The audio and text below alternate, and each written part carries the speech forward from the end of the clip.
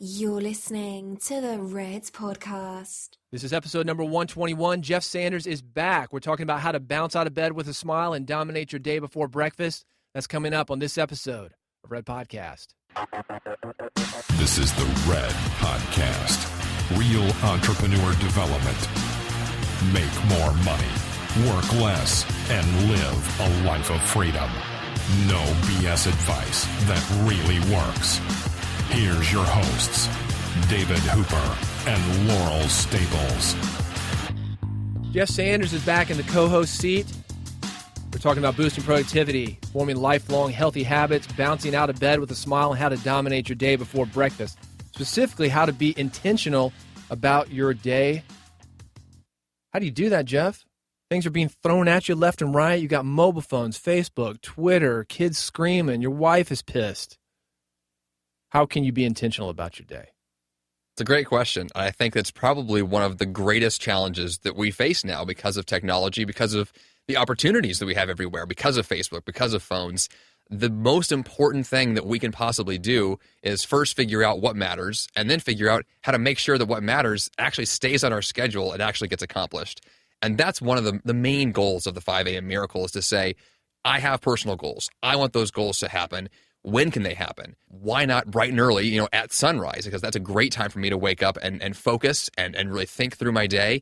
And then also figure out in that same time period, how am I going to guarantee these things get done? How am I going to block those distractions? How am I going to stay focused and stay on task? And that's the challenge. And that's what I think the 5 a.m. Miracle can really help in a lot of ways with that. So we had you on here before on episode number 106. You can check that out at redpodcast.com/106. We talked about how important it is to do first things first. Do them early while you still have the motivation. My question to you is, how do you pick what's important?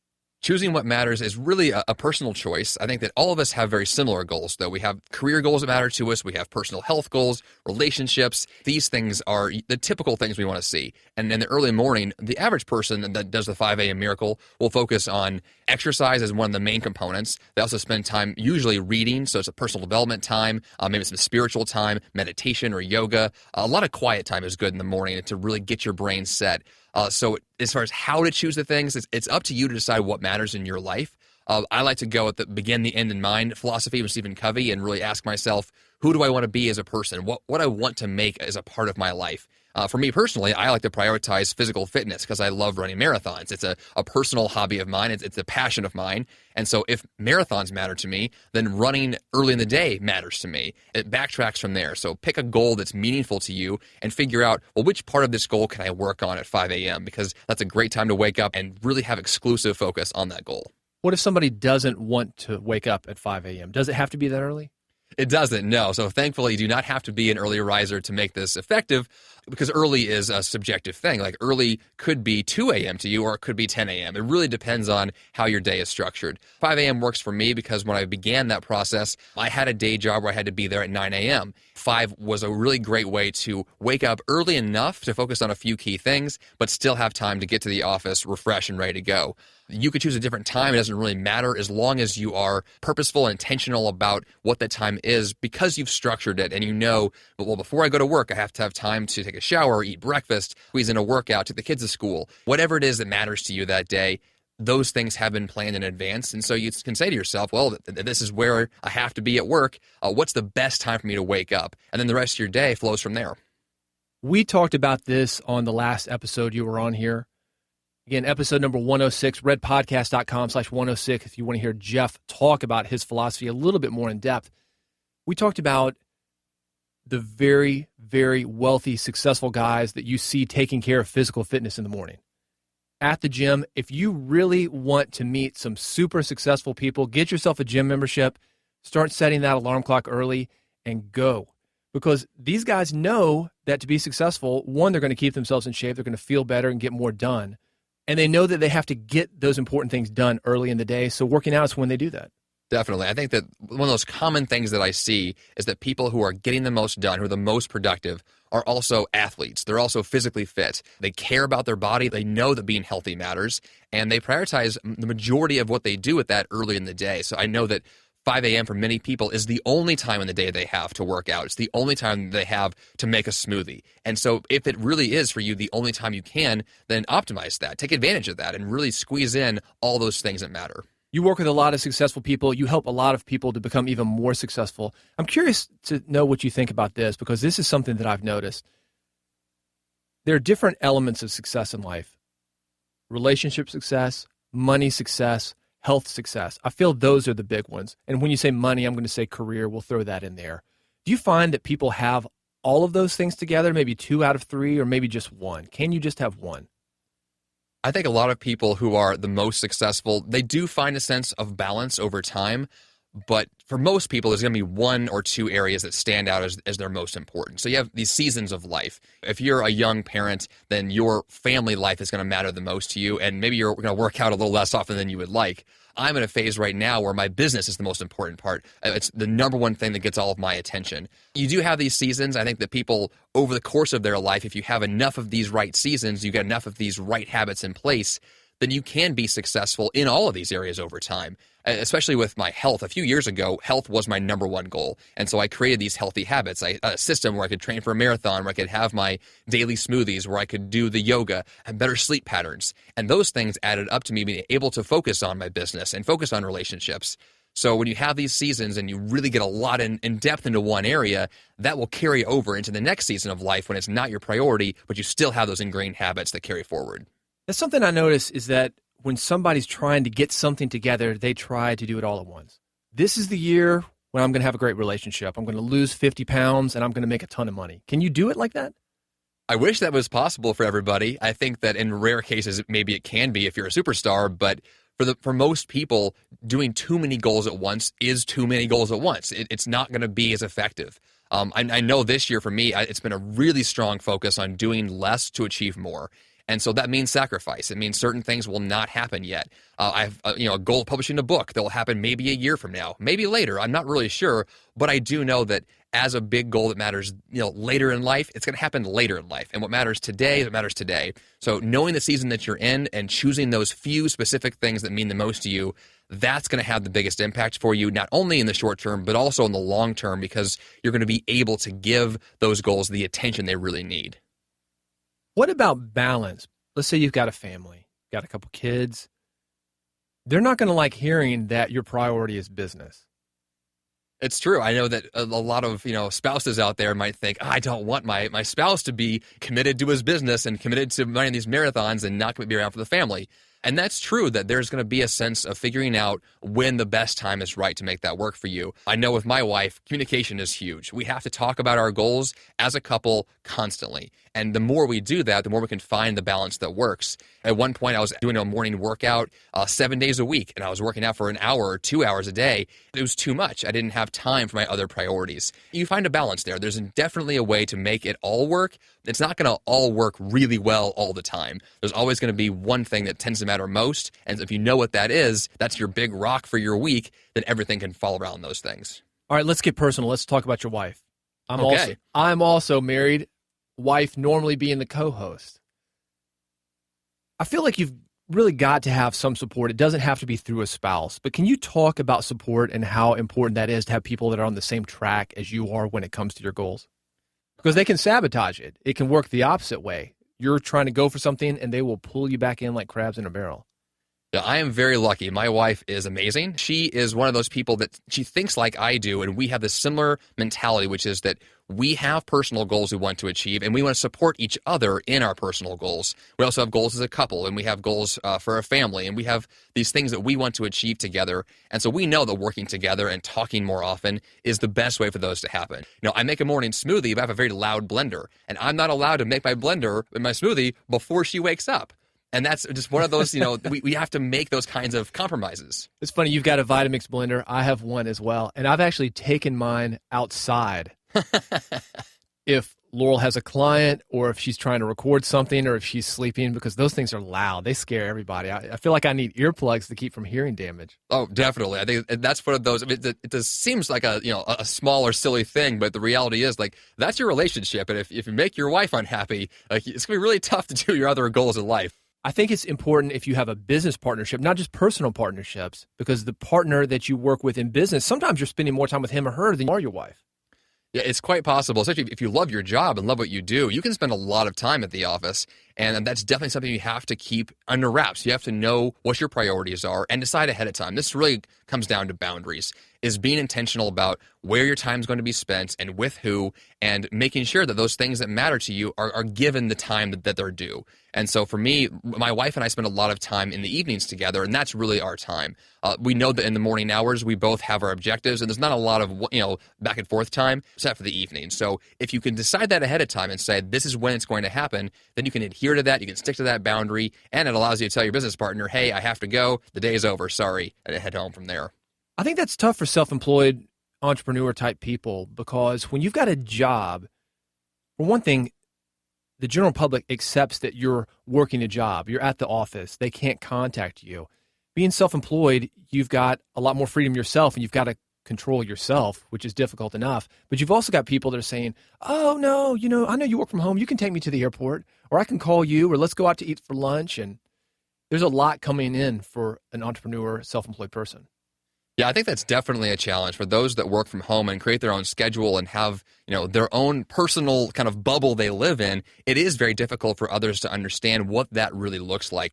One of your roles as an entrepreneur, especially as someone who creates your own schedule, is to communicate to the people that matters, hey, I do have things to do. My life is really busy because I have important goals. Here are the hours I'm available. Here's the hours that I'm not. And if you're really curious as to what I do all day, come follow me for a day. Come shadow me and see how busy I am. And then you'll realize, oh, wait, this guy or girl, he's busy.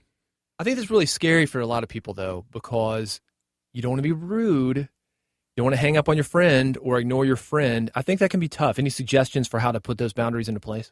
When I first became an entrepreneur, I told my friends and family what my schedule was going to be. It wasn't immediate. It took a little while for me to figure out, but I made it clear that there were certain work hours where I was going to be occupied, and I had important things to achieve there. So I think if you communicate that with them, it could just be a simple email and say, hey, I work for myself now. Here are my new hours. Here's what I do. People will respect that. They respect the fact that you are proactive and diligent about taking this business seriously and making it grow. And the average person knows that entrepreneurs work their butts off, and they know that it's hard. And that's why they're not entrepreneurs in a lot of ways, because they know that this is a real commitment. It's a real thing to do. If you can make it clear to them what your life looks like, then they'll adhere to that pretty easily. I'm going to disagree with you on that, and here's why. I think with all the entrepreneurship shows, and we see all these sexy entrepreneurs, the Richard Bransons of the world, just jet-setting, living on his own island, I think a lot of people don't realize how much entrepreneurs work, because we've got these people that are basically rock stars just kind of hanging out, just like we don't realize rock stars work.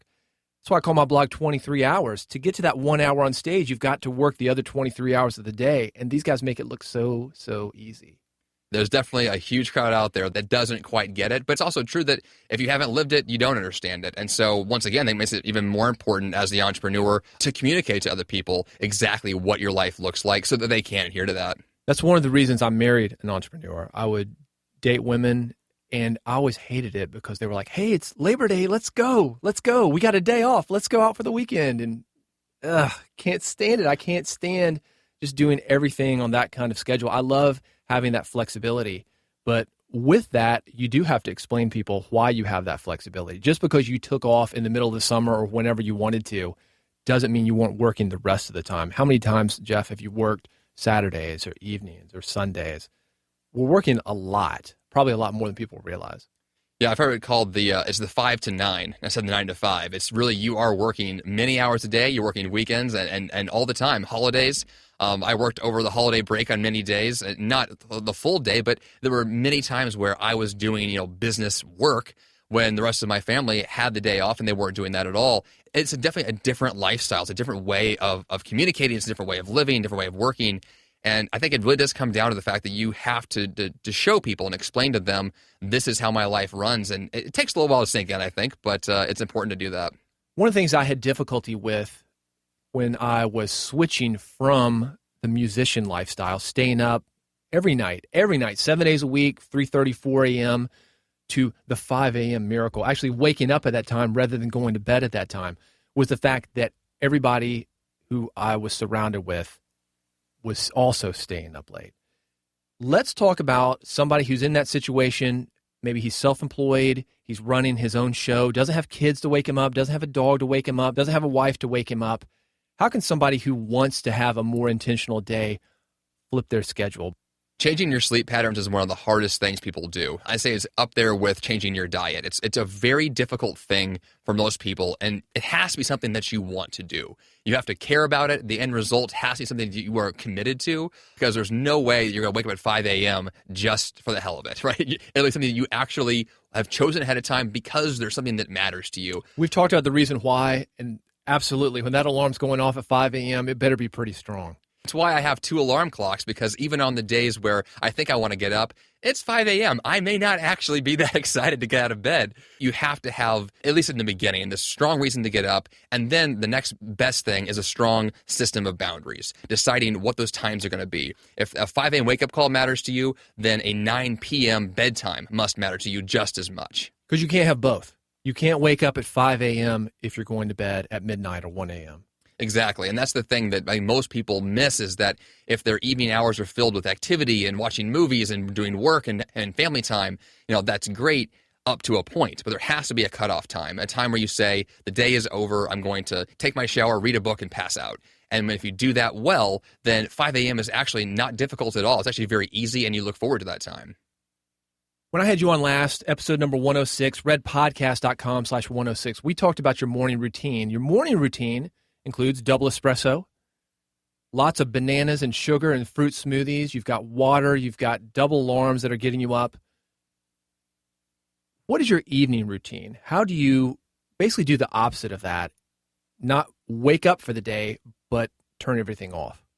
And that's a process that's actually, for me, much more challenging. I think the average person that is, this high achievement, productivity junkie style person who wants to get a lot done, I think the hardest thing in the world is to turn that off for the day and decide you're finished. That has to be done. Like having that, I set a personal boundary of 8 p.m. where everything is turned off. Phone's turned off, computer's turned off, TV is turned off. And when I adhere to that boundary, then I know that from 8 p.m. until the time I go to bed, the house is quiet. There's not a lot of distractions. Things are more simplistic. I can slow down. I generally take a shower. I read a book. I just chill out, and there's nothing really stimulating happening, nothing really crazy happening. But at the time 9 p.m. is there, I can fall asleep in a very conscious way. Let me tell you what happens to me, though. Let's say my time is 8 p.m. I'm working on something. I'm so excited about it. I can't wait to keep going on it. And it's really hard for me to pull away from it. Do you just build that discipline up? How does that work? Imagine yourself working at a 9-to-5 job. At 5 p.m., your boss is going to tell you, sorry, we're closing the shop for the day. Doors are going to be locked. You have to leave. You have to have that same mentality around your work to say, I have work days. I have today, I have tomorrow, I have the next day. My work will have to be spaced out in that sense that I know that if I don't cut myself off today, tomorrow's going to suffer because of it. Knowing that it's going to be there tomorrow. Definitely. So you go to bed every night, 9 p.m. That's your time.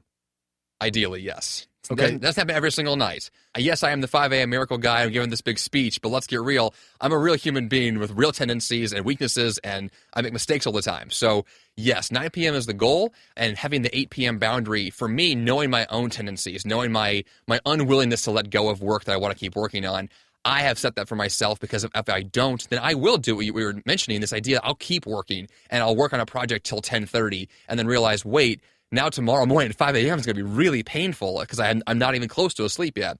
And so you have to know yourself and know what works for you. And some people, that stopping work for the day is not difficult at all, and the evening routine will be a breeze. But for those of you who are like me and you have this tendency to want to keep working and you're excited about your projects, you've got to have a cutoff time, or else your work's going to just eat you alive. How long do you think that it takes to start a new habit, such as going to bed early, waking up early? The average person, it will take probably 2 to 3 weeks for the habit to be solidified in a way that you're consistent with it, to get to the point where your body is actually excited to wake up at 5 a.m., where you're literally bouncing out of bed with enthusiasm, like I said in the podcast. To get to that point, I'd say it takes at least a month, because your body's rhythms are really, they're fickle. They take a while to change, and then they get really ingrained into certain patterns, and to change those patterns is very difficult. Obviously, it can be done. If you traveled internationally before, you know that your sleep patterns get thrown way out of whack, but if you stick to a schedule and you're up every single day at 5 a.m. without fail, your body will adjust. You won't feel fantastic the first couple of weeks, but after that time period, things do get not only easier, but you feel phenomenally better. Yeah, that momentum works in your favor. There becomes a point where it starts going for you.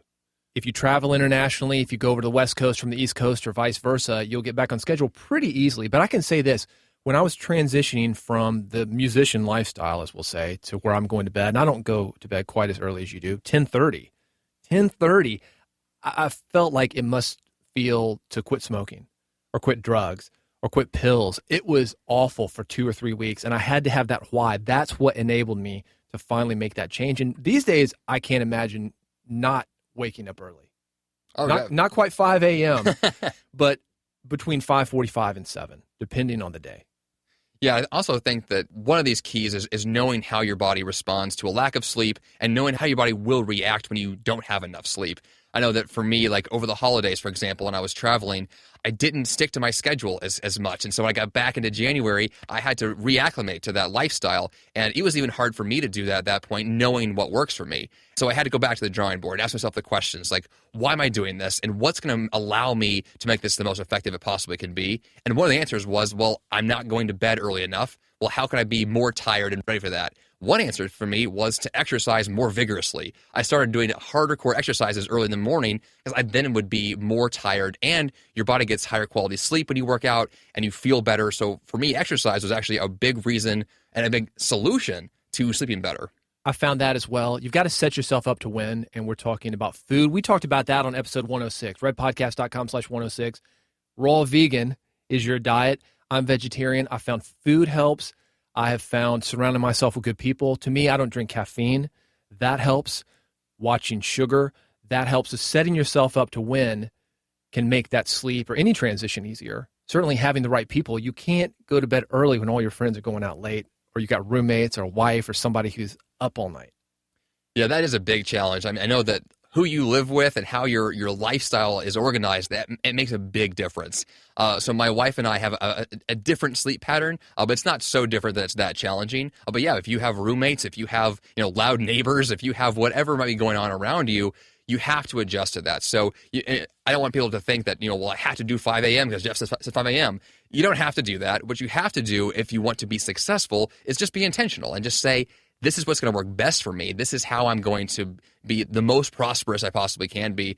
And I've designed my life to work with the challenges that I'm facing. So if going to bed a little later than you'd like to is the answer, then make that happen. But just make sure that tomorrow has been planned well and that you are taking advantage of all that time you have.